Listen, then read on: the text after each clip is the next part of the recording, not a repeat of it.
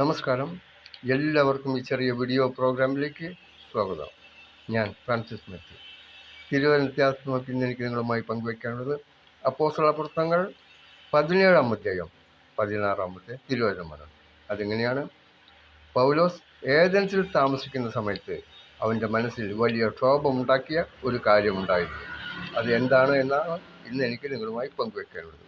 പൗലോസ് ഏഥൻസിൽ താമസിക്കുമ്പോൾ പൗലോസിൻ്റെ മനസ്സിൽ വലിയ ക്ഷോഭമുണ്ടാക്കിയ ഒരു കാര്യമുണ്ടായിരുന്നു.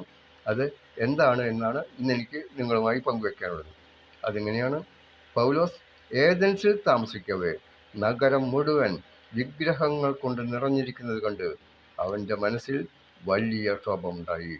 പൗലോസിൻ്റെ മനസ്സിൽ ക്ഷോഭമുണ്ടാകുവാൻ കാരണം നഗരം മുഴുവൻ വിഗ്രഹങ്ങൾ കൊണ്ട് നിറഞ്ഞിരിക്കുന്നത് കണ്ടപ്പോഴാണ്. അതിനാൽ നമ്മിൽ പലരും അറിഞ്ഞുകൊണ്ട് വിഗ്രഹങ്ങളെ നിർമ്മിക്കുകയോ ആരാധിക്കുവാനായി ജനങ്ങളെ പ്രേരിപ്പിക്കുകയോ ചെയ്യുന്നവരുണ്ടെങ്കിൽ അവർ പാപം ചെയ്യുകയാണ് എന്ന കുറ്റബോധം അവരിൽ ഉണ്ടാകുവാനായി ഈ തിരുവചനം അവരെ സഹായിക്കട്ടെ എന്ന് ഞാൻ ആഗ്രഹിക്കുന്നു.